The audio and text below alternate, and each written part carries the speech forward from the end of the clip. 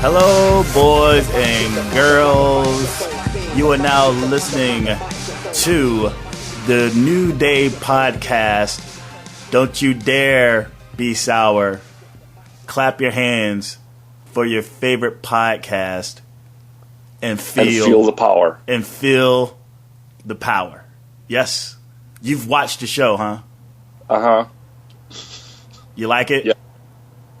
Yeah. All right. You're talking, which show are you talking about? Oh, just the wrestling thing that comes on Mondays. Raw? Yeah, I think that's what it's called. I wasn't sure if you were talking about that or if you were talking about the MSG show, but Raw was kind of meh. No, I was just saying in general. I was just being facetious. Oh, okay. Yeah, we all do. You had a long weekend? I worked on Saturday, and then I had Sunday, Monday off, so I go back tomorrow. Oh, all right. So, yeah, you know what? Before we start talking about all this stuff, I want to start something. I want to kick off the Neu Daye Podcast with this thing, right? Okay. And if we can move forward just a little bit on it, maybe like section out maybe 3 to 5 minutes talking about it. But I love the Dan Patrick Show. I listen to it every day. I mean, I don't watch it live because I'm at work.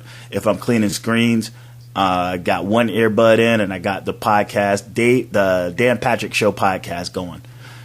And what they do on Mondays, which I think is pretty cool, is they do this thing where it's like the best and the worst of the weekend. Okay. Right?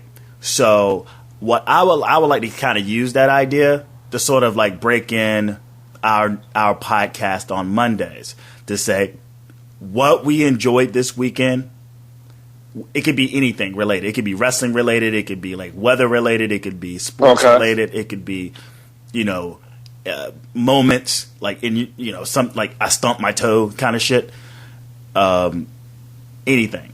So to inaugurate, I can't even say it right. Inaugurate. Did I say that right? Inaugurate. I don't even think that's a word. I think it's just inaugural. Inaugural. Yeah. But you have to inaugurate, right? I don't think that's a word, though. Well, conversate isn't a word. Yeah, but people use that all the time. But inaugurate doesn't even sound good. I can't even say it. They inaugurate the president. Yeah, but it's an inauguration. Now I can't even talk right because of you. Now it's an inauguration. Did I say that? I have no idea. But when you have an inauguration, you inaugurate with someone. God damn it! Don't ruin this. This is turning into an English language podcast because of you. Like it. No. What's your name? Webster or some shit? God damn. So to kick this fucker off, if it was Webster, I'd be the same color as you. It'd be the same color as me. What? Yeah. Never mind. What the? Am I talking to Michael P.S. Hayes or something right now? Huh? Have you ever seen that show, Webster?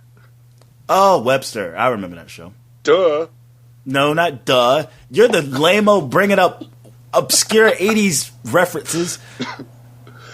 So, to kick this fucker off, I'm gonna let you start. Unless you want me to give my best and worst. No, I can give my best and worst. My best would be the AAA show that I watched last night. Oh, yeah. Very good from top to bottom. A lot of people on my timeline were like, oh, I'm never going to order a AAA show ever again because of the whole Triple Mania fiasco. Yeah. And you have to realize that, okay, since May, I've ordered 3 of these iPay-per-views, and the iPay-per-view market is completely different than the pay-per-view market. AAA was not ready for pay-per-view. I think they have admitted that. Every single iPay-per-view that they do, though, is really, really good. So if you're looking for something different, if you're sick of WWE, all that jazz, then watch the next AAA pay-per-view whenever it's on. I will probably let you know when it's on because I usually like to keep track of those things. But and actually, I think the next one's in December, if I'm not mistaken. But yeah, it was a really good show and definitely one worth checking out. Like I said, a lot better than Triple Mania, and a lot of people that ordered Triple Mania, if that was their first AAA experience, I understand where they're coming from. They have a sour taste in their mouth, but you just have to realize that they tried to do Triple Mania on pay-per-view. It didn't work, and the iPay-per-views are way better. And now you're worst. My worst would be the MSG show. Wow, dude. And mostly everything that took place on it, because I know and everything, but it was pointless. No, it was a house show, bro. Yeah, I know it was a house show, but it was pointless. Pointless for what? Pointless to even watch.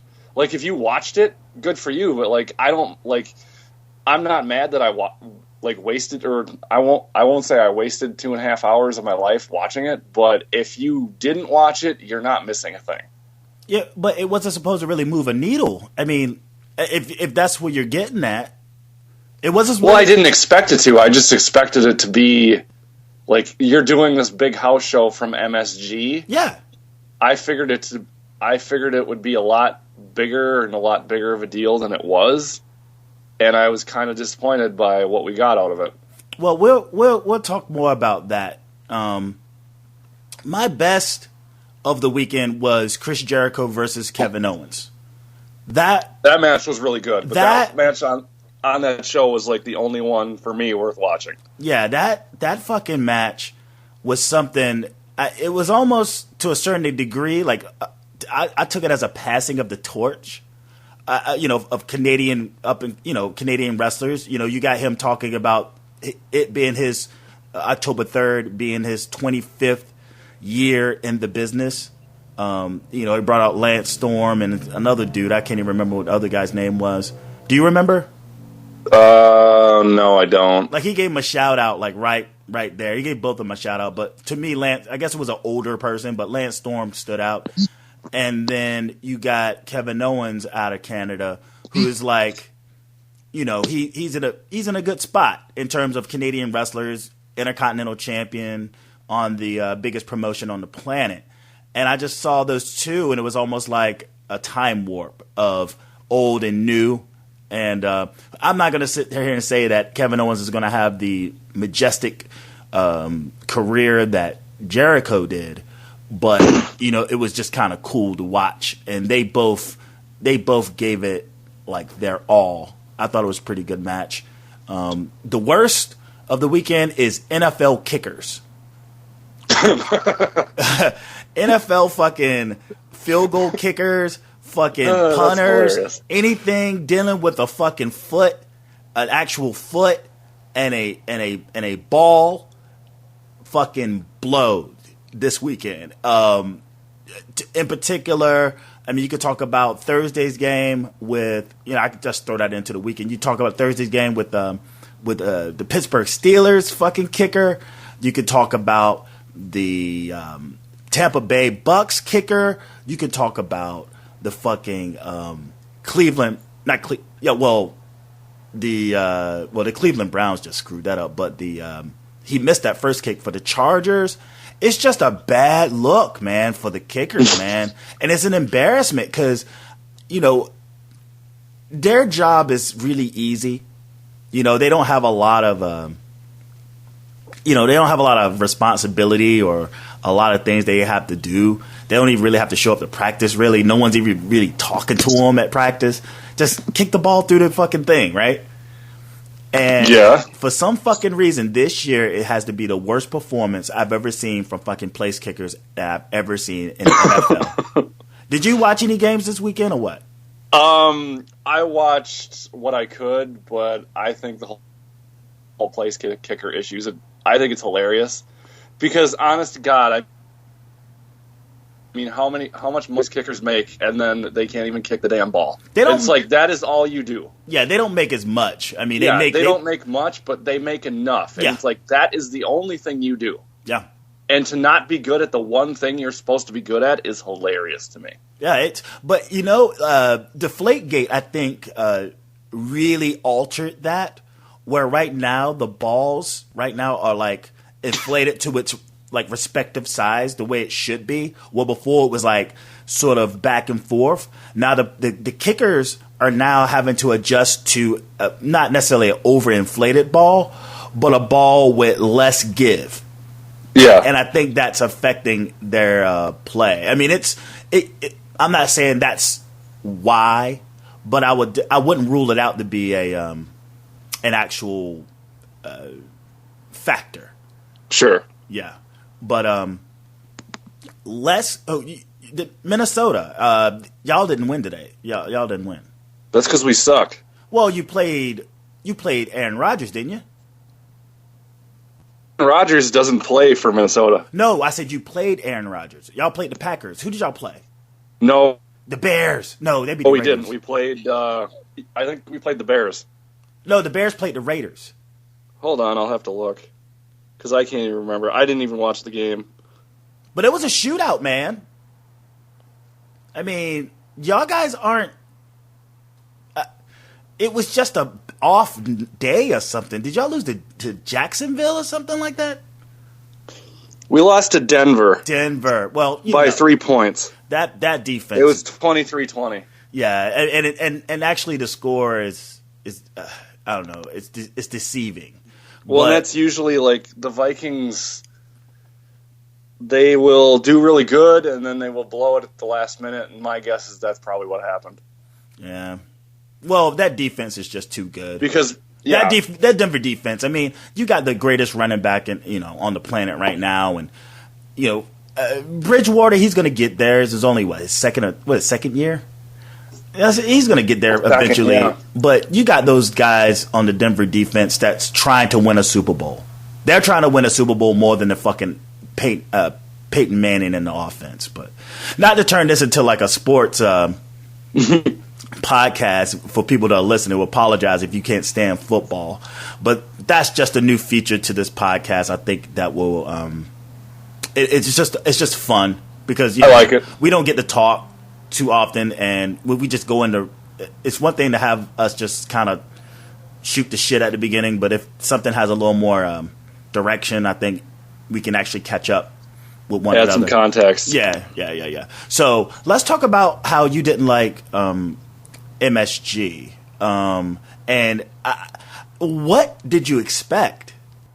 I honestly was expecting a better show than we got. I mean, I understand. If you look at it, and like I looked at it on paper, and it was pretty much, to me, it looked like SummerSlam 2.0. But it's just nothing on the show was new or had any purpose. And one match in particular, New Day versus the Dudley Boys, they had a match at Night of Champions. It was a deja vu match. Yeah, it was the exact same match. And I hate that. It was the exact same finish, the exact same DQ spot, and it was just stupid. And, like, Cena and Rollins was good, but they've had better matches. They honestly have. And I just wasn't that... I mean, it was fine for a 2.5-hour show, or whatever it ended up being, but it was just kind of... It's a show that you'll watch live once, and then chances are you will not go back and watch it again. Like, for instance, the Tokyo show that they did on July 4th, mm-hmm. I have gone back and I've watched parts of that show 2 or 3 times. This show, on the other hand, I will probably never watch again. Yeah, maybe I went into it with low expectations, and I was slightly surprised. I guess... And the last time they did the Tokyo show, and there was, I guess, here and there about how people felt about it, very much like then, I have to look at it as, okay, this wasn't supposed to be televised, This is supposed to be just something special for MSG. a house show for MSG, and it wasn't supposed to be televised. So not to. But if you're going to televise it, I just think that's a bad argument. I don't being televised. I think that's for what it was worth. You got Brock Lesnar. You got a generational match between Jericho and Owens. And then you got a steel cage match between Cena and Rollins. You got a tag team championship match. I mean, regardless of how it finished, I mean, these things were given. And they took away from me, like, the E of WWE out. Like, this is something I'm focusing on more recently, the idea of the entertainment of WWE being, like, a little too overwhelming, and that the less entertainment of a show, the more entertaining it actually is. Less is more kind of thing. Yeah. And that's what I got from it. I go, okay, I'm a fly on the wall watching something that I'm not supposed to really be watching because it's supposed to be something for just this select group of people. But they've actually opened the door for us to just see what's going on in MSG that night.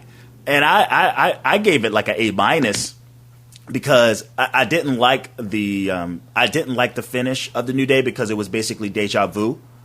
I didn't like the way that the Cena Rollins match ended either.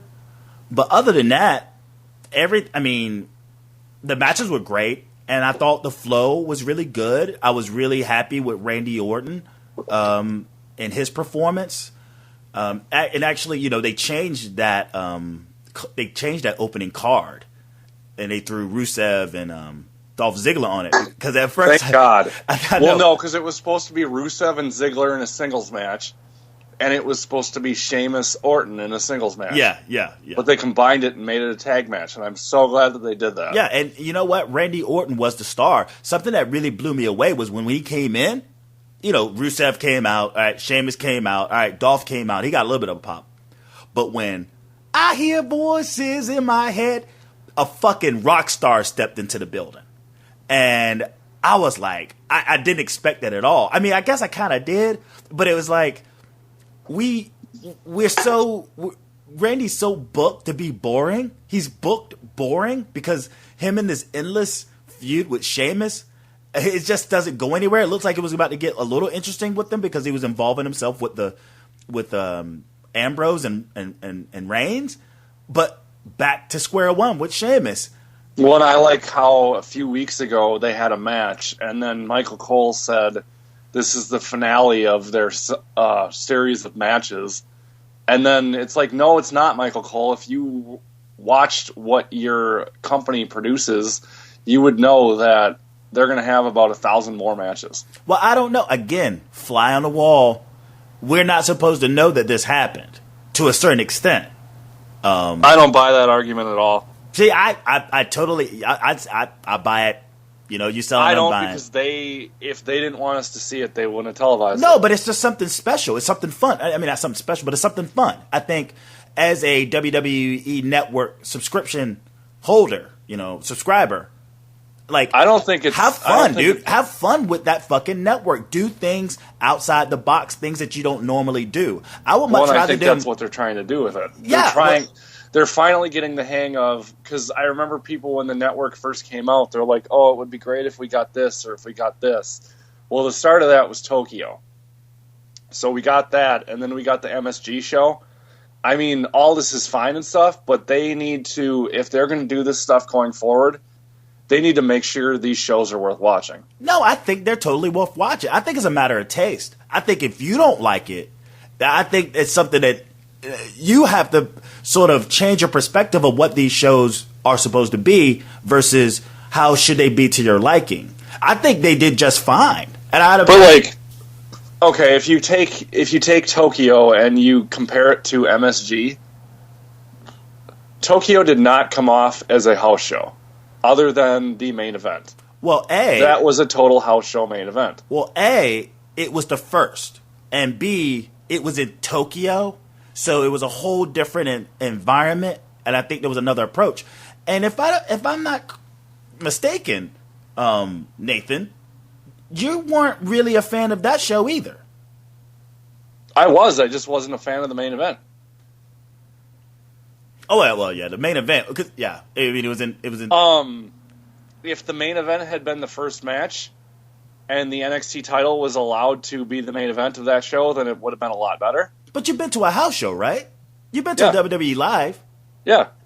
It was in house show fashion to have that kind of a, kind of kooky sort of main event. Like, just to get Cena in there and some other guys and let them go at it.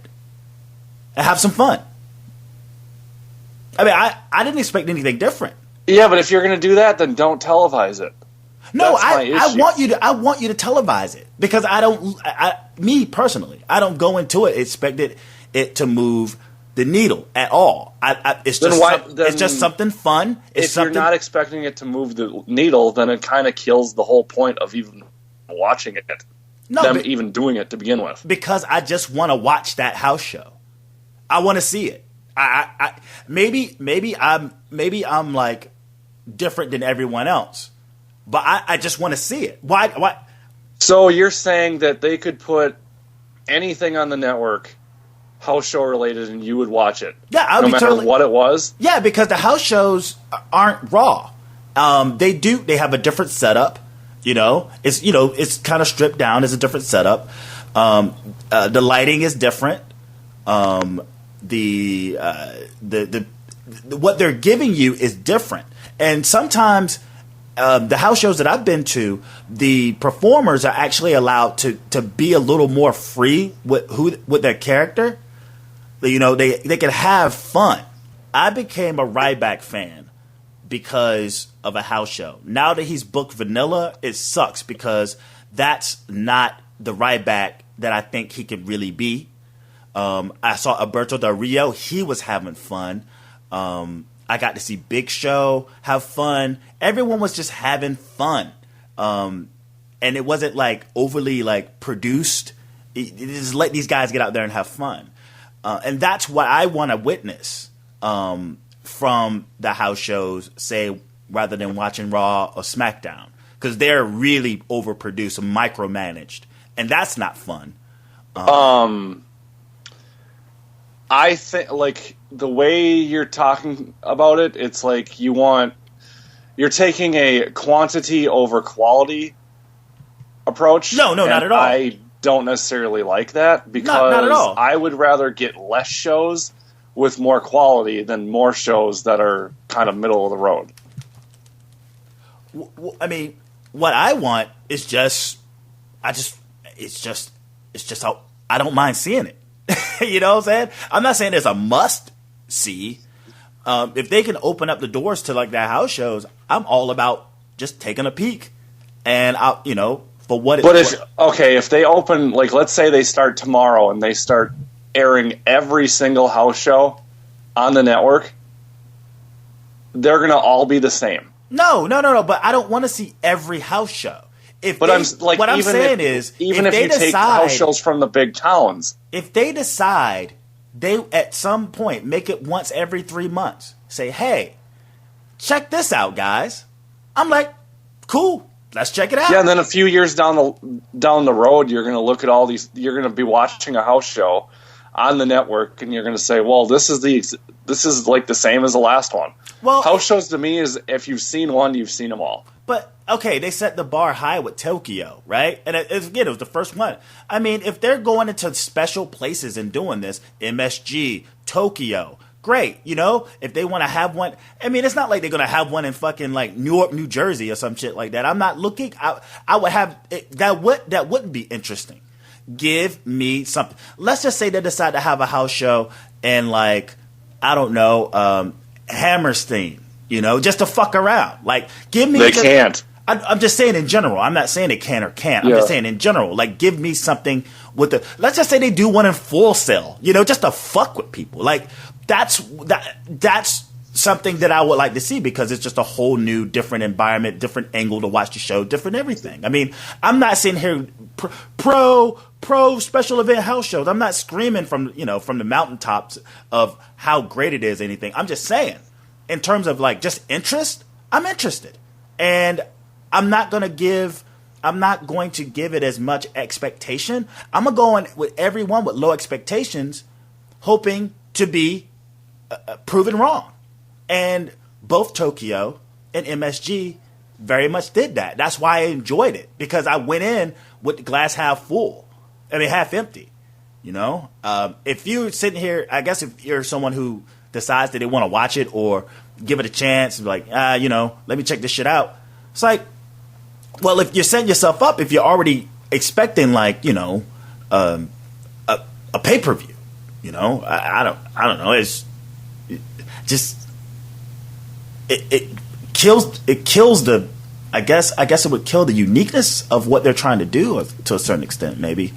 I don't know. Yeah. Maybe that's me. I mean, maybe that's me. I mean, I'm not trying to convince you. I'm just trying to give you my point of view and why I enjoyed it. I've seen a house show now from Tokyo. I've seen one from MSG. The only one that would really do anything for me now is to do one from Mexico City. Yeah, that's cool. But you know what? That would be the only one that I would be interested in. Otherwise, like, if they throw a house show on from Texas or from California or from whatever, it's like, I'll probably watch it, but I'm just going to have to go into it with the same expectations of it's going to be exactly the same as the MSG show. And it was predictable, too. Even in my prediction show, I was like, all the baby faces are going to win except Kevin Owens. I knew going in it was just going to be predictable. And I just wanted to see how it was going to get accomplished. What really is interesting to me is I'm pretty sure that if the show was not televised, I'm pretty sure that Jericho would have won. Maybe. I mean, but it was for the Intercontinental Championship. But he would have won by DQ. Oh, I see what you're saying. Yeah. But, from SmackDown, and don't you dare. But from SmackDown, he did the same. He did that. He very much did that. Do I need to drop my quote? No. I know you were going to say it. I'm just saying, like, if you do watch SmackDown and he would have pulled that same thing again, then, I would have been like, yeah, that's pretty lame. That's pretty lame. Yeah. But it was a clean finish. It did what it's supposed to do. Well, and that doesn't shock me that you get a clean finish out of Jericho, because Jericho, in his latest few runs, has been all about putting over new talent, which and that's exactly what this was. Which is not true. I remember listening to an interview with him, and he was talking about how he was tired of hearing these faux, sort of congratulatory, like things said about him wanting to put the young talent over. He's like, I don't want to put the young talent over. If I was booking me, I would win every single match. Then he's an idiot. Don't give me these. He said it. Go look it up. You could probably find it. He's like, If you wanted me to look it up, that would mean I'd have to listen to at least 2 minutes of Jericho, and I'm not willing to do that. I'm a Jerichoholic. I am not. And I love that quote. He goes, unless he is wrestling, I don't give a shit about him. I'm a Jerichoholic, man. But he was basically like, I'm sick of this, like, these like, this stupid. I'm paid to go, to put the person over. Again, if I was booking myself, then I would win every match. I just thought it's like, stop giving these fucking congratulatory things and putting me over as if I'm like someone doing people's favors. He's like, no, that's not how it works. I just thought it was funny. And whatever. He's a company guy, and in his situation, which is very unique, I mean, why not? I mean, he said, he's touring with the house shows, and he's like, I don't want to be on Raw. And they're like, okay. It's not like anyone can just do that. So all right, so every once in a while, just put someone over. All right, whatever. Cut me a check. So that's completely fine with me. So let's move on to something else and what we got going on I guess we could either talk about the. It was right up the road for me, by the way. Beyond Glory. What the fuck was that TNA shit called? Bound for Glory. Bound for Glory. That was in Charlotte, and that pathetic showing. We could talk about the ratings of WWE. We could talk about. We could talk about, I don't know, a bunch of fucking things. I mean, not a bunch, but yeah. Anything that you wanted to focus. Do you want to talk about like TakeOver and give like We can, yeah. I actually just found out that I probably will be able to watch the show live because my work schedule changed, and now I have Wednesday off. So I'm looking forward to watching it live, but I'm going to have to double check with my boss to see if she did indeed mean to give me the day off that day or if she made a mistake. Oh. So whoopsies. Yep. You are working, bro. But so do you know the card? I mean, I know the main card. I know the Dusty Cup, which Fritz like to call it from Faster Than the World. Do you listen to that, by the way? Outside of us and outside of Peter and Jake, no. Okay. I don't listen to our own podcasts because I can't stand the sound of my own voice. I can't stand it either. But like, shut up. But I do listen to Peter and Jake, and like on the Elite Podcast Network, the only podcast I listen to out of all those is one called Wrestling Heads Radio. Okay. Otherwise, like, I don't even listen to ropes. Eyes on the Ring because I don't like hearing my own voice. And Shake Them Ropes. And Eyes on the Ring, y'all go way too long, man. 2.5 hours? Yeah, like, ooh, that's brutal. Blog Talk Radio lets us do it, so we do it. Oh, man, just because you can don't mean you should. But sometimes there's we didn't have a show yesterday because there was nothing to talk about. Like, so I've probably gotten as far as an hour and a half. And if you've noticed, I mean, sometimes depending on with Peter and Jake, if there's more content to be covered, it's relatively around like an hour, 30 minutes. Yeah. But it's like, how many of y'all motherfuckers talking? Like 4? Usually 5 of us. Jesus. I was going to mention this too. Did you happen to watch Raw? Well, you watched Raw last Monday, right? Yep. There was a tweet that I sent out that got scrolled across the bottom of the screen during one of the matches. No way. Were you brown nosing? No, I always when I tweet, I always tweet from my account and the Eyes on the Ring account, so the Eyes on the Ring account and the tweets from my account will match. But they took the one from the Eyes on the Ring account, and it said... You screenshot it? Yeah, I did. If you go on my Twitter account and click on my header, it's my header. Oh, sweet. Did you put over the product? What's that? Because they only put shit on there that puts over the product. Yeah, exactly. But it said, Happy Kane is the scariest Kane of them all. But it was from Eyes on the Ring. I think I noticed that, but I didn't. It was funny because I was watching the show and a couple people were like,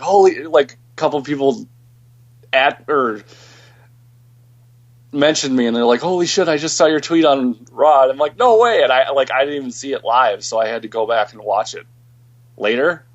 But I was like, oh, that's pretty cool. Damn it, I'm looking it up. Headliner. By the way, if you're listening, folks, his Twitter is Headliner5, the number 5. And I'm going to it now to look at his header. There it is. Yep. There it is. It's like, Happy Kane is the scariest.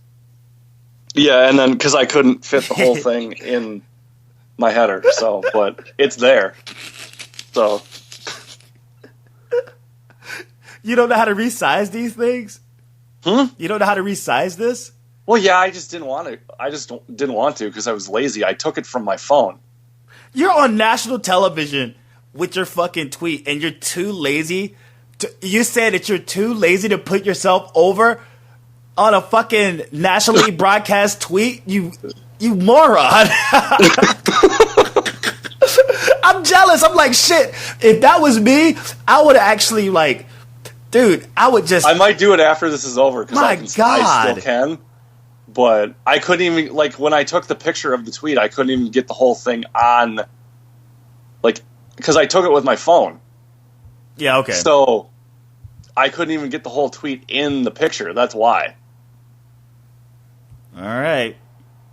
Oh, shit, I'm looking at my notification. I just got a follow from Only Dating Tips. Neat. I sure need them. I'll tell you that much. A big schlong can only get you but so far. I ain't touching that one. Literally. Giggity. Yeah, we could go into a bunch of stuff, but let's talk about let's actually give our predictions. You want to do some predictions for TakeOver? Yeah. Sure. Do you have it in front of you? Like no, but I can pull it up really quick. Where would you? This TakeOver card, by the way, looks very, very weak. Well, because NXT is very, very weak right now. I mean, thank God for that fucking Dusty Cup. No, but it looks like the weakest card of them all. Of course it does, because it is lackluster. When you got injuries and basically injuries and people going up to the main roster, yeah, you're depleting your product. By the way, so I typed in NXT TakeOver Respect. Some moron from whatculture.com wrote an article, and the heading is 6 losses that need to happen at WWE NXT TakeOver Respect. Well, idiot, there's 6 matches, so your headline is stupid. Yeah. But that's besides the point. No, he's a moron. Whatever. 6 losses. Just wanted to mention that. Well, I guess he's saying that... We're breaking up. You're breaking up? These people need to lose, but that's... Yeah. A really stupid way of saying it. Yeah, perhaps. What? Okay. I thought I lost you for a second. No, I'm still here. Okay. So, yeah, I just pulled up the card. Do you want me to run it down, or do you want to start? Well, how about this? Rather than going through the Dusty Cup matches, let's just say who wins it all. All right. And if you have, I guess, post-comment on what's to come of it. Okay. Well, my prediction, and this might catch you by surprise, but I'm going to say that Samoa Joe and Finn Balor are going to beat Scott Dawson and Dash Wilder to make it to the finals. And then in the second match, I'm going to say Jason Jordan and Chad Gable beat Baron Corbin and Rhino. Mm-hmm. And then the winners of the finals will be Jason Jordan and Chad Gable, because Finn Balor and Samoa Joe will turn on each other. Yeah, of course. But yeah. Why? I mean, all these makeshift tag teams in a tag team tournament.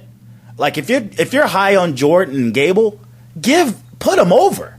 Exactly. Now, because they're not makeshift, they're an actual tag team, and I can see them going up to the main roster in this gimmick really soon. And Chad Gable is amazing. Well, just the two of them, I think, very much not to compare, and I'm not comparing the New Day. It's something I've been speaking on about the New Day. It's like, if you want to talk about Attitude Era, like the presence of a type of Attitude Era gimmick, the New Day is as close as it gets, because it's one thing to have the in-ring talent, but what made the Attitude Era special is that you had motherfuckers like The Rock, Stone Cold, Mankind, or Undertaker. They couldn't eat Jericho. They didn't. I got news for you though.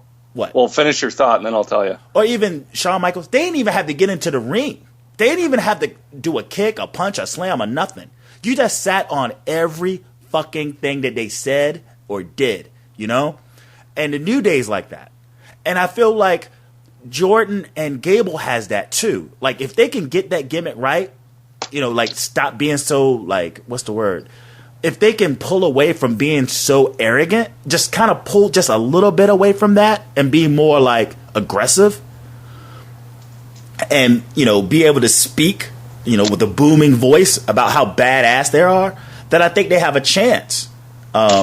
Even outside the fact that they're both, the chemistry between the two works really well, and on the fact that they are super great wrestlers, technical wrestlers.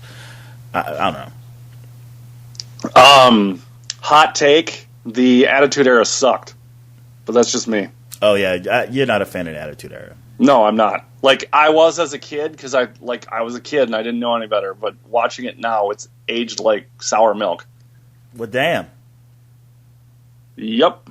Well, anyway, what I was saying is put the tag team over, put them over. Yep, exactly. And if anything, you know what I see happening in that match? I actually see a turn during the fucking match, like jump off the apron. Samoa Joe just, Finn Balor getting his ass handed to him, and then like he goes for the hot tag, and Samoa Joe just jumps off the apron. It's like, fuck you, man.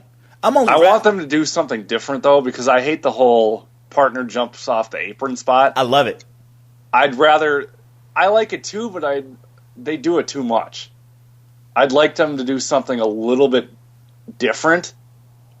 But if they go that route, that's fine. But I'm just saying, it's like I'd like them to think outside the box a bit. But in the same vein, it's like, how many ways can a partner turn on another partner in a match? Like mistakenly hit like incidental contact. Yeah, that too. And retaliate, and then you like, what the fuck, man? Yeah. Or you can do. I mean, it's very. I mean, it's not many options, man. I mean, once you think about it, what would be the craziest turn during a match? Like, what would your idea of outside the box be of a turn during a match? I'd have to think about that one, and I'm not willing to sit here and rack my brain on the air. It's pretty limited once you think about it. No, it is, but like, I'm sure I could think of something, but it might take me a while. Or or the basic like tag myself in and like get fucked up and cost the team the match kind of thing.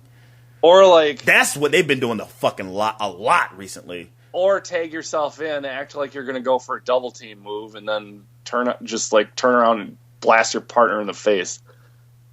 Well, they need to do something with a little edge with that, because if it's like, oh yeah, I respect you, I want to bow to you for that belt. I don't want that lame shit, man.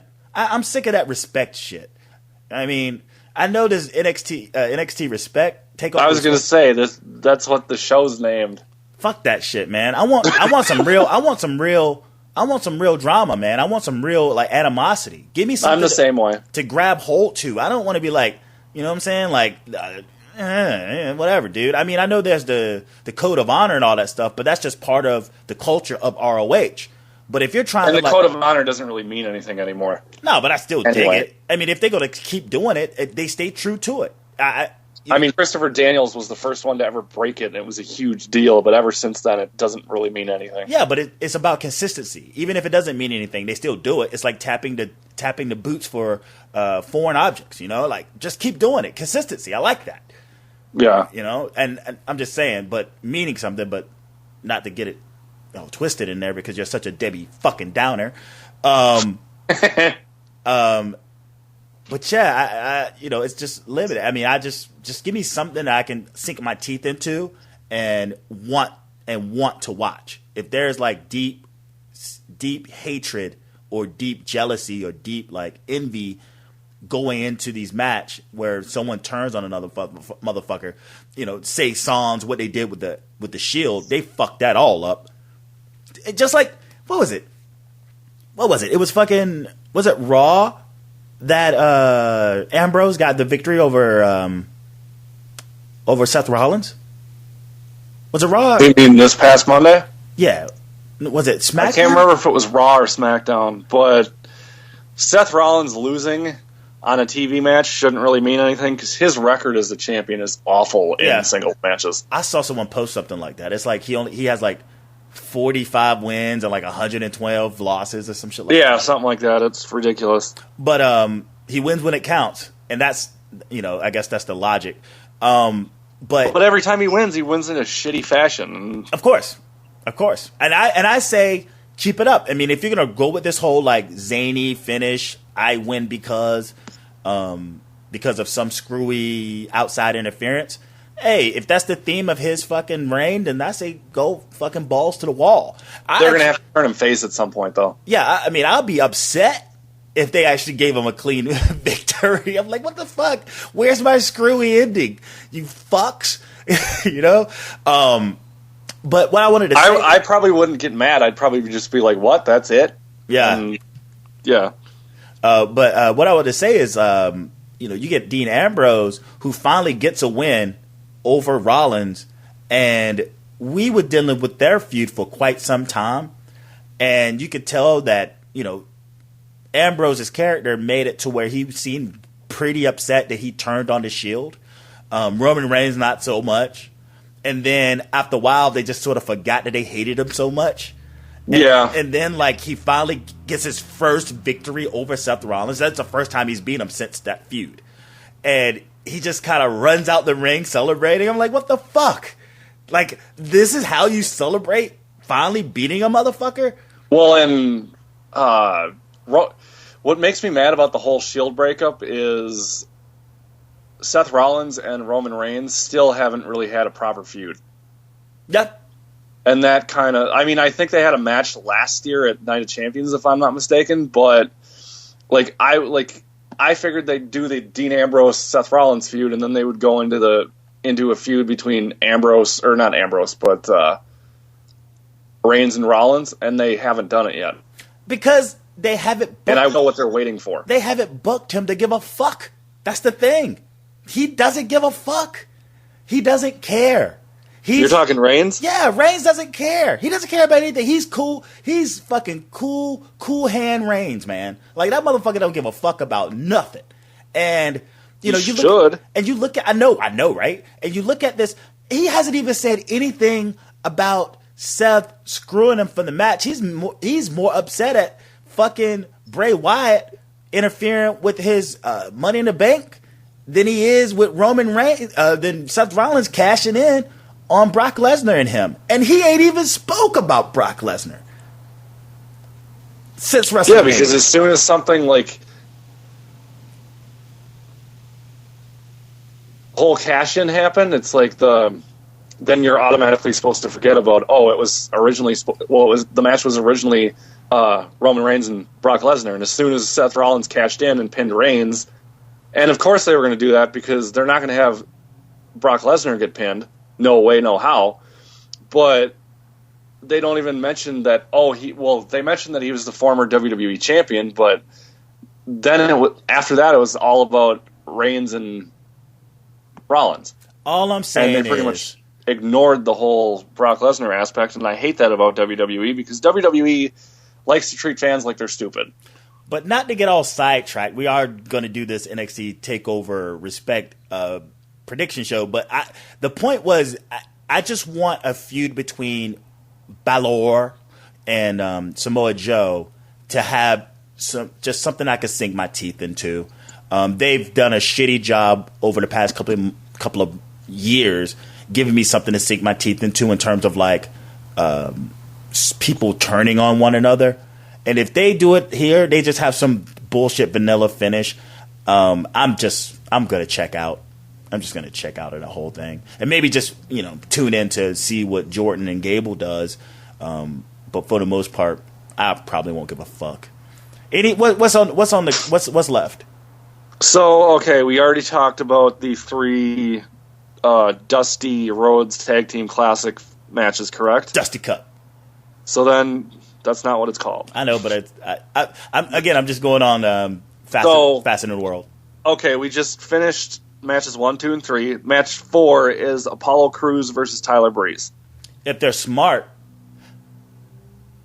I don't know. God damn, because Breeze needs a win, man. Yeah, he does badly. Okay, so you're on the same wavelength as I am because it's the booking of this match really perplexes me because Apollo Crews is white hot. He just made his debut and he's racking up all these wins.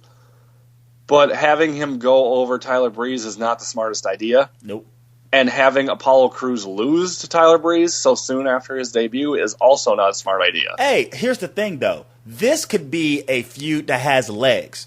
And now, depending on who goes over, if Tyler Breeze goes over, which I want him to, and you know what? I'm going to predict that he goes over, is because of a low blow or a thumb to the eye or fucking legs on the ropes and get the pin on a, Danzel of a Apollo Crews, and they can have an extended feud.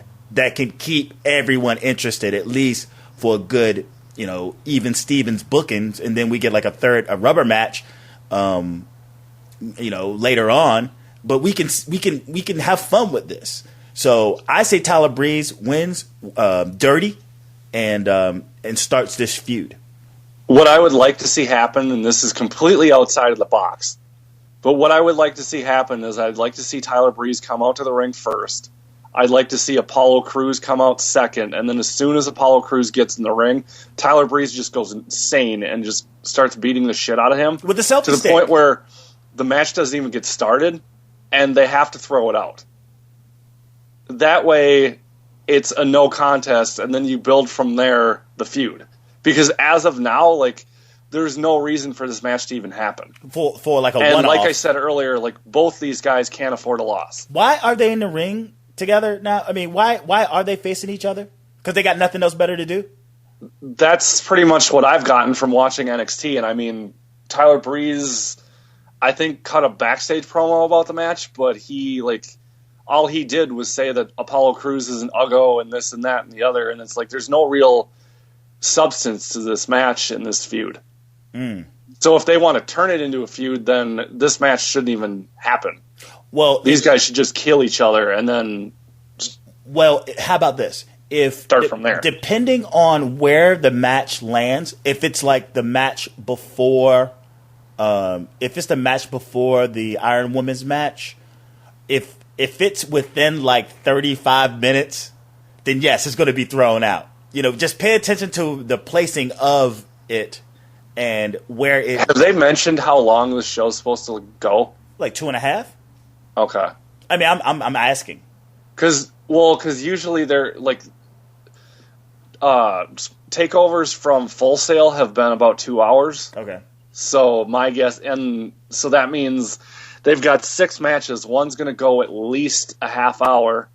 That means they have an hour and 30 minutes between the other 5 matches. So I don't know how the pacing of the show is really going to go. Okay. And having an Iron Woman match go 30 minutes might affect the pacing of some of these lower matches. Well, I'm just saying, if that match is before, let's just say that's the match before, because you're going to get done with the tag team final, and then you're going to have something there, and then you're going to have the Divas match. Well, and the next match, I think, is going to go really, because there's 2 women's matches on the show. Who the fuck else is wrestling on the Divas? So, okay, the fourth. Okay, according to Wikipedia, we just talked about the matches 1, 2, and 3, which is the Dusty Rhodes Tag Team Classic. Dusty Cup. Match, whatever. 2 girls, 1 cup, whatever. You said that, not me, you sleazy bastard. That's what I think of, though, when you say that. By the way, that video was fake. I never watched it. But, yeah, it was fake. But you watch it, though, you sick freak. Yeah, it's fake. I'll explain it to you when you're older. But, so Apollo Crews versus Tyler Breeze, we just talked about that. The 5th match listed is Dana Brooke taking on the debuting Asuka. Oh, yeah, that's no contest. That's Yeah, well, no, she's going to murder Dana Brooke and drink her blood and eat her soul in 10 minutes. Or 10 seconds, I mean. So that's probably going to be, a really short match. I don't think they're going to put 2 women's matches back-to-back. So I don't necessarily think... well, I would imagine that's going to be between the tag team matches. Probably. I don't think she's going to drink her blood. I think she's probably going to take it a step further and drink her plasma. That works too. As long as she drinks something, and then I don't have to see Dana Brooke on my screen anymore. Well, she's awful. Well, I think if she's drunk anything else, that would be considered R or X. Yeah. Yeah. Totally. Okay. Long as we're clear about that. I mean, we get to the moving on, drinking each other's bodily fucking fluids. You can sort of get off. You get a little wacky there, but so yeah, that's a no brainer. So who do you got winning the Iron Woman match? The Iron Woman match, it's pretty much... There's no doubt in my mind that Bayley's winning. Yeah, of course. But it's about how we get there. Yeah. I don't know. Like, I at least see it going 2-1. They could do the whole Shawn Michaels, Bret Hart route and go 30 minutes without a fall or close to 30 minutes without a fall and then have Bayley get the deciding fall within the last minute or so. Mm-hmm. I don't think this match should go into overtime. And that's my concern, is that they're going to go 30 minutes without a fall and then go to overtime. You know what? I'm gonna play naysayer here. You know, I'm gonna go against the grain here, buddy, because the way that it's working out is that Sasha Banks has nothing on the main roster right now. Absolutely nothing. They're focusing on Paige. They're focusing on Paige, PCB. They're focusing on Charlotte Flair. They're focusing on the rematch with Nikki Bella. They're focusing Paige and Natalya as well, which doesn't leave a lot of wiggle room for anyone from Team Bad to do anything. Sasha Banks is on the outskirts. They got nothing for her. I say that she actually, because the fucking women's division on NXT is so lackluster, and I think now that you got Asuka in the mix, wouldn't you want to see like her against Asuka at some point? So I think Sasha Banks wins the championship, goes back down to NXT roster for a while, and just waited out there until they resolve whatever bullshit clusterfuck Divas Revolution bullshit they got going on the main roster. See, and that is probably not going to happen, because what I would like to see happen is I didn't say I'd like to see it happen. You just think it's going to happen? I don't think that should happen, though, I'm against the grain. I'm just being a naysayer here. I mean, I understand that, yeah. But if it does happen, it's just going to do a huge disservice to Sasha. And then when if she goes down to NXT and then she gets called back up or goes back up whenever she goes back up, people are going to say, like, well, why should I take her seriously? Because WWE didn't take her seriously the first time. No, I don't think they took her.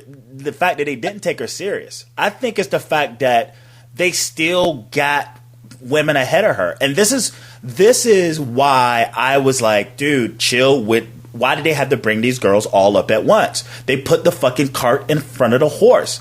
And now you got, again, this clusterfuck of a Divas Revolution feud that's happening right now with Team Bella and the Team PCB, the inner turmoil of that. Charlotte is champion, and now Natalya getting involved. Man, that's too much, man. That's too much Divas action. And who's on the outskirts? Probably the most talented people, Naomi and fucking Sasha Banks, are like on the outskirts. Like, what the fuck, bro? What about us? You know? So that's where I stand. And I don't think it'll hurt her, because what would you rather have, man? Sasha Banks not getting any airtime on the main roster, or going back down to NXT as an NXT champion, put some more legs on that her and Bayley, or like whatever potential matches she can have on NXT. What else is there left on NXT, though? She's done everything. I know. That's my problem. Well, you got Asuka, you got and Nia Jax. Now, I've heard some things about Nia Jax actually showing up and picking somebody's bones. At the TakeOver special? Yeah. I mean, it'd be ample. It'd be perfect opportunity. I don't know. It would be, but I don't know if they're going to go that route, because they're already having somebody debut in a match. I don't know if they'd want to have somebody debut in like a backstage angle or anything like that. So in this situation, it could. It is fucking Sahara Desert in the NXT Divas division, man. You got to do something. You got to bring them in, man. Bring them in. And she's been fucking what? She's been what's the word I want to use? She's been not valeting, but like vignetting for like quite some time now. It's about time that she fucking shows up. And why not? I mean, like, it's not like they have like a whole bunch of takeovers to where, you know, you would ruin like a debut like that on just a regular NXT show. I think you're going to get her debut on a regular NXT show. Well, that seems to be our next predictions. We get Nia Jax. Do we get Nia Jax or not? And I say yes. I say no. I say we get her at the next set of tapings. And I don't know, like, maybe Bayley... If Bayley beats... Okay, this is something I just thought of. Bayley beats Sasha, and then you have Nia Jax come out and beat up Bayley, and then they could start a feud from there. Because at this point, like, you could say, oh, Nia Jax doesn't deserve an opportunity. I think she deserves it. I don't think that's a valid statement because there's nothing in the women's division in NXT right now. So if you bring in Nia Jax and have her destroy Bayley, then you could put those two in a feud for the women's title right away. How about she destroys both of them? That would be even cooler. Because, you mean because Bayley and Sasha? Yeah, because here's the thing about Bayley and Sasha. They're not feuding. They're not feuding because they're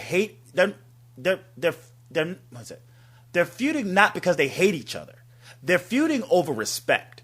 So, you know, the handshakes and the hugs and the curtain call and all that shit they already done, they're beyond hating each other. This is just a matter of, like, who's better and who in respect. Because they've already had their run-ins. Now, let's just say Nia Jax comes in and she just demolishes both of them. And she already sets herself as a fucking presence in the women's division to be reckoned with. And then her feud, to even make her that much stronger, is that she goes up against two women to put her over that much more. So Dana Brooke and Emma? Don't even bring them up, please. I'm just saying, you said two women. And I said two women as in Sasha Banks and fucking... Oh, and I thought you meant, like, put them in handicap matches. Yeah, I mean, I would almost... Have her Ryback people. Yeah, basically. I mean, but let's just say she comes in. I mean, well, give her the opportunity. It's still developmental, bro. She's learning. And she shows up and devours both of them. And then they just team up on some, like, Roman Reigns, Dean Ambrose to take out fucking Braun Strowman kind of shit. Why not? Why not? We still get some Sasha Banks action. We get her teaming up with Bayley, and you know and then you trying to put over this new monster heel of a diva, of a woman. So I don't know. It just it sounds good to me. I mean, it's magical booking, you know. Like, the only thing I would do, honestly, I would have after the match, if they want to debut Nia Jax, have her come out and destroy Sasha so much that she would be out of NXT. I mean, you could get her on the main roster then, and then she would be out of NXT. Like, have her just destroy her so much that she doesn't want to come back to NXT because she knows that Nia Jax is there. That's not boss-like. So what? She's on the main roster. She shouldn't even care about NXT at this point. Of course. And I guarantee you that once... Well, she cares a fuck enough to go back down to challenge for an Iron Man competition. For her rematch that she's entitled to, but once she loses her rematch, she's gone. I don't think she's gone. I do. All right. Because Charlotte got her rematch, and then she was gone shortly after. That's just the way they do this now. Paige got her. I don't think Paige ever got a rematch when. Well, actually, no, because she got stripped of the title. But then she got called up, and you know what? You get what I mean. Yeah, I hear you.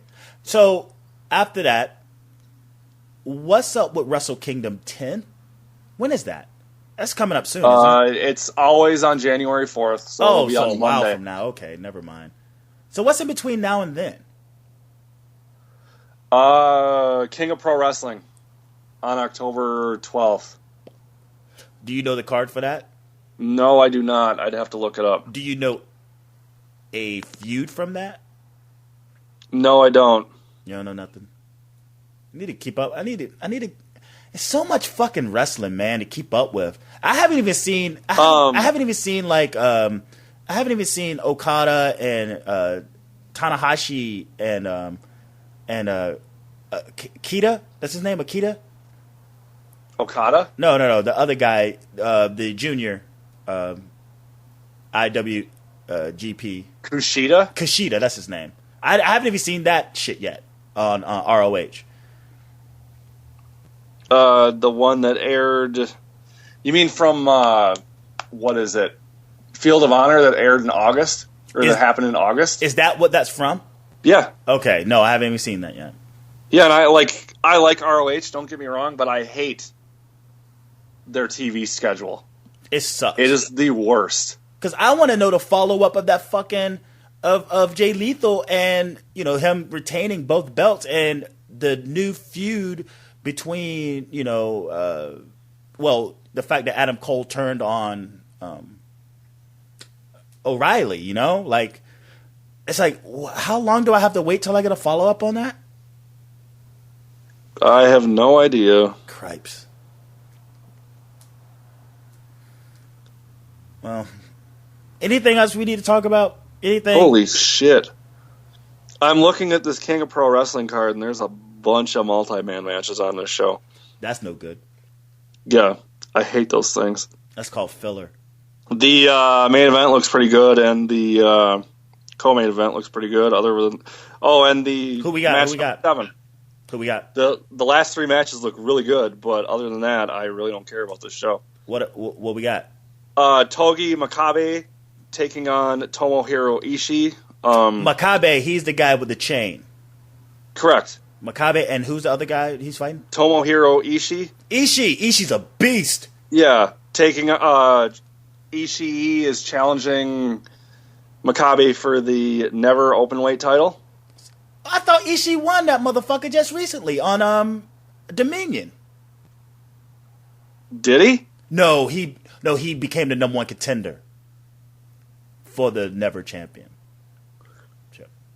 I know he got the victory. Yeah. And what else we got?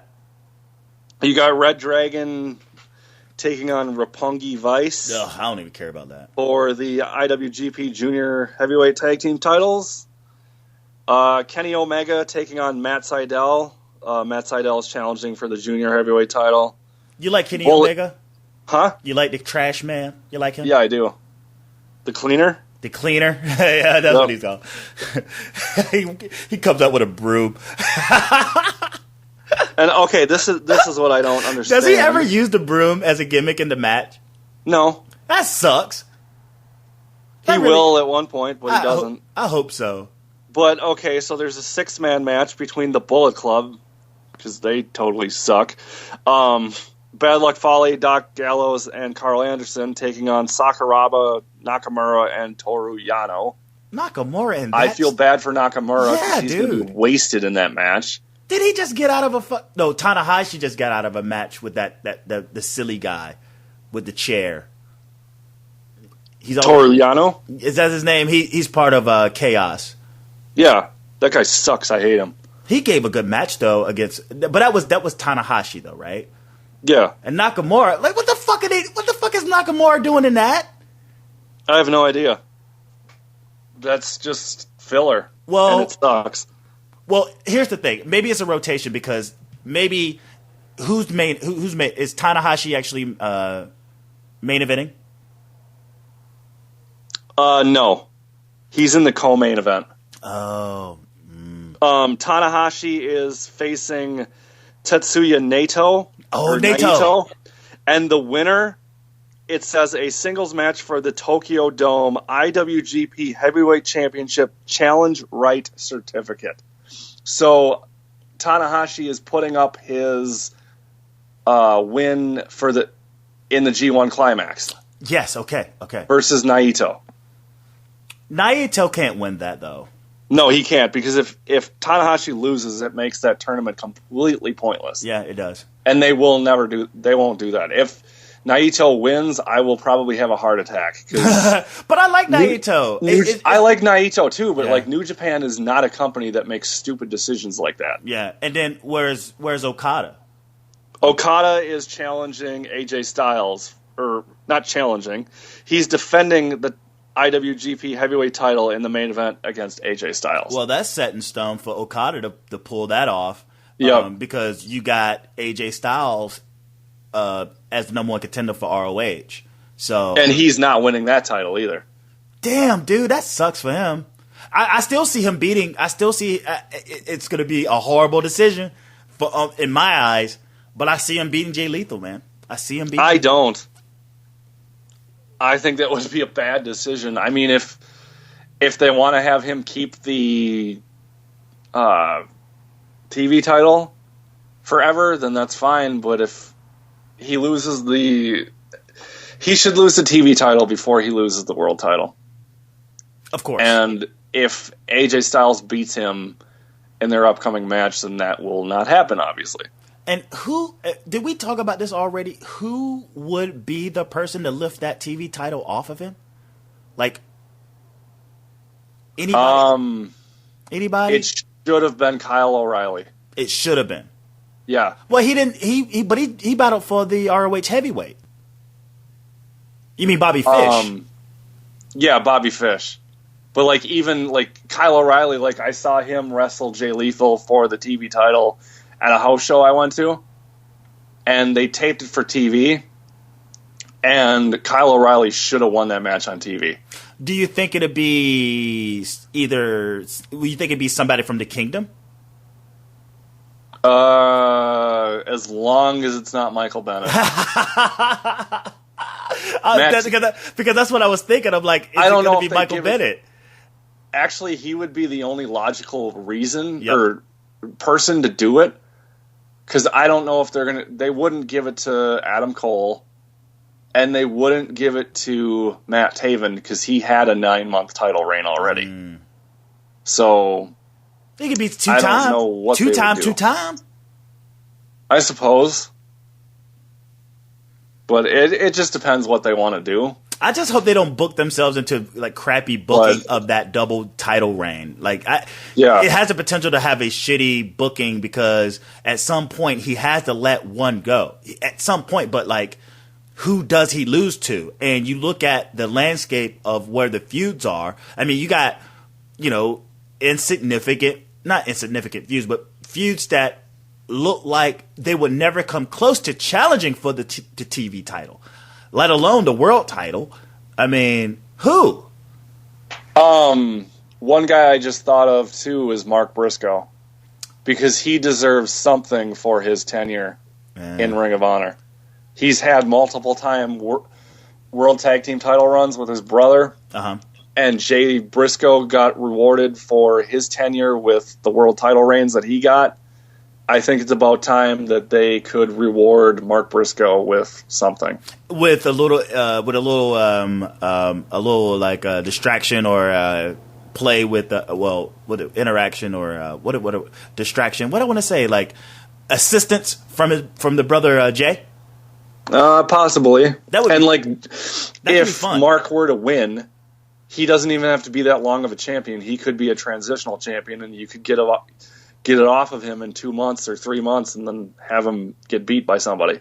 By Donovan Dijak. Yes. That would be awesome. Yeah, so you get a little bit of Jay Briscoe in there to help his brother assist for the win, because I imagine he's still bitter that Jay Lethal beat him for the world championship. And then, he drops it to Donovan Dijak because best in the world. Didn't Mark beat Dijak? Yeah, he did. Yeah, so this is like a return match. I wouldn't mind seeing it again. That match was fun. Are you talking best in the world, or are you talking about the pay-per-view that just happened? Best in the world. It was a while back. Okay, in June? Yeah. Because I couldn't remember if you were talking about that one or if you were talking about All-Star Extravaganza 7. What about Moose? I don't think he's ready. Cedric Alexander. I don't know what they're doing with him, honestly. ACH. ACH is a possibility as well. Cheeseburger. But no, not him. That guy's like Zach Allen with 2 legs. That's Get him great. out of here. That's good stuff. Oh, man. But it's fun talking about ROH. I'm waiting, and also waiting for the Dalton Castle storyline. Dalton Castle, he lost the boys. Yep. Yeah, and I just want to know what Silas Young is going to have them do. You would learn how to fucking change the oil on a fucking car, change tires. What do you think he's going to do? He's going to make him into a man. Yeah, but I just want to know what they're going to look like and all that. And it's like, that Dalton's going to get him back at some point. No, if anything, I see Silas Young actually turning fruity. He's going to be looking at the boys and them doing their thing, and he's going to be turned on by it. Not necessarily turned on. Wow. I see him basically being influenced, and he's like, man, I got this all wrong, You guys are doing it right. What I've been doing all my life, being the last man, like, I've been holding myself back. You guys are having all the fun. I want some fun, too. So I think that's the potential of that turning into making that into an interesting storyline. My mind just has been blown because I didn't expect you to say that, but that's ridiculous. You expect me? Yeah. What, am I a house show to you? I didn't expect anybody to say that. Oh. Because that's completely, out of left field. I mean, it would be fine if it happened, but it would be totally weird. Yeah, he's going to be, the boys are actually going to change him. Instead of Silas changing the boys are going to change him. Yes, that would be totally weird. But I think I could get behind that. And if I they can decided to do it. see an actual tag team between Dalton Castle and Silas Young becoming a tag team, and that would be fun. Yeah, it would be. But I would almost like it as Silas Young as he is now and Dalton Castle like they are now, and then just polar opposites teaming together, because that always works. Like an odd couple. Like he's down, but he ain't that down. Yeah. And Dalton's always fucking with him. He's like, get the fuck off me, man. We cool, but we ain't that cool, man. I'm embracing your shit. But I almost see him in fruitied out. I see him as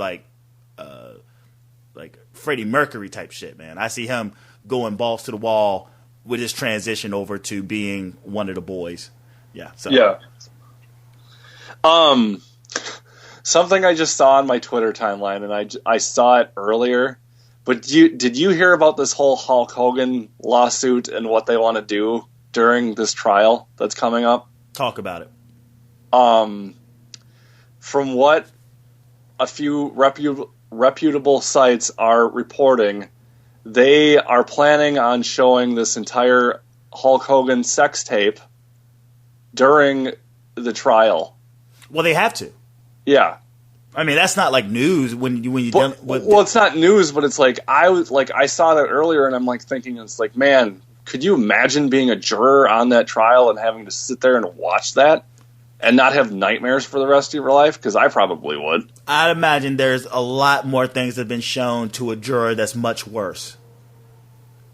I suppose, but I don't know. It's just weird. You're probably right, but at the same time, it's a juror basically watching a porno, and that's ridiculous. Yeah, but whenever there's video evidence and they have to show it to the court, show it to the jurors, I mean, it's Hulk Hogan. I mean, let's assume that the people on the juror, because they can't be wrestling fans, you know what I'm saying? So they're going to be just regular, mom and pops and Joes that are just looking, what's the word I want to use? Objectively, and waiting to hear what was to be said and why things arose for him to go through what he wants to do, because he's obviously suing for slander and all. What was it what is he suing for?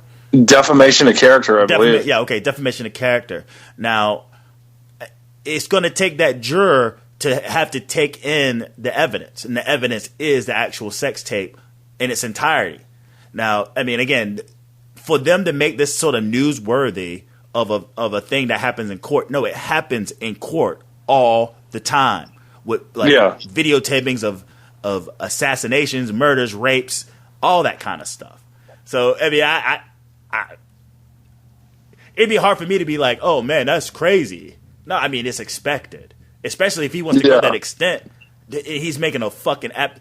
He's already looks like a fool, but if he goes along with like going to trial for this and that having to be the case, he's gonna make himself into a even bigger fool. Idiot, moron. The moron hour, man, I tell you. I just thought it was interesting, like, to have to, like, and to your point, like, yeah, jurors have seen worse things as a juror, but to have to watch that as part of the trial just seems a bit ridiculous to me. I know, it's silly. It's Hulk Hogan. There you go. Brother. Oh yeah, that's the edited version. So let's go ahead and get the fuck on out of here. Get your plugs in, bro. All right, you can follow me on Twitter at Headliner5. Follow Eyes on the Ring at Eyes on the Ring. Visit eyesonthering.com. There hasn't been that much content as of late. There was, Ring of Honor this past Saturday aired a couple matches from Field of Honor. I did not review it because it's from an older show. So if it's not a taping and it's not current, I don't review it. Plus, like Field of Honor, in that instance, I would rather get a hold of and review the entire show. So I didn't review it, but there is hold on. I need to actually load the website so I can see what is on there currently, because I don't know. But, so the last thing I wrote on Sunday, September 27th, is ROH review for 9/26, which was not this past Saturday, but the Saturday before that. Then you had on Monday, September 28th, one of our miniseries in Eyes on the Ring is Can We Not? And this is Volume 9, talking about Lesnar versus Taker, the upcoming Hell in a Cell match that is happening. And then the most recent piece that was updated and put on there today is called Was It Really That Bad? And it's by Speed on the Beat, and he watches and reviews Bash at the Beach 2000 because I told him to, because I said this pay-per-view is awful and you need to watch it, and he did. So very entertaining read. Definitely go check that out. And then, of course, you can follow me on Twitter at Headliner5. Follow Eyes on the Ring at Eyes on the Ring. Go to blogtalkradio.com/Elite Podcast Network. Check everything out on the Elite Podcast Network. Eyes on the Ring goes live every Sunday at 11 o'clock Eastern. We did not go live last night, but that is there. And then if you have Stitcher, you can search Elite Podcast Network, and you'll get a feed with all, not just Eyes on the Ring, but everything else. And then if you want a shirt, an Eyes on the Ring shirt, you can go to spreadshirt.com/DA, or actually it's DARTs.spreadshirt.com. Man, you need to learn how to consolidate that plug. Like, you need to make it concise. Like, you need to write down before we go on, because you always got to get the plug in, but like, just write it down and then Twitter that motherfucker. Make it within like 148 characters. I can't, because Twitter is 140 characters. 48. I know. Well, I'm just whatever. So if you're listening now, you already know what the deal is. We got iTunes, we got Stitcher, we got SoundCloud. My Twitter account is PJTW Central. Make sure you check that out. Weekly, we got right here Nathan Newman and Peter Day, the Neu Daye Podcast, Feel the Power. Every Monday and Monday evening, you get Peter's Raw Recap. Wednesday, Peter and Jake Talks Wrestling. Now Saturdays, Peter Talks SmackDown. And on the weekends, if shit go down, like this weekend, I'm going to give a review of NXT TakeOver Respect. That will be on Sunday. That would be on Sunday. So between myself, Peter, and Nathan, do one of these things with our respective avenues of wrestling conversation. You can hit the subscribe button. You can like us. You can hit the thumbs up, heart, whatever the fuck that is. Leave a comment. Hit us up on Twitter. Again, he's Headliner5, and I'm PJTW. And you can do the most important thing, and that is share. Hit that share button, man. Hit the arrow, the little box with the arrow that points up, and just say, boom. Hit the repost button, the little loop-de-loop on SoundCloud. Hell, if you're even on Tumblr, you can do it on there as well. So that's what I got going on over here with PJTW Central. This Wednesday will be episode 59 of the Peter and Jake Talks Wrestling podcast and episode 32 of Peter Talks SmackDown. So that's on my home front. You got any last words? Did you already hang up?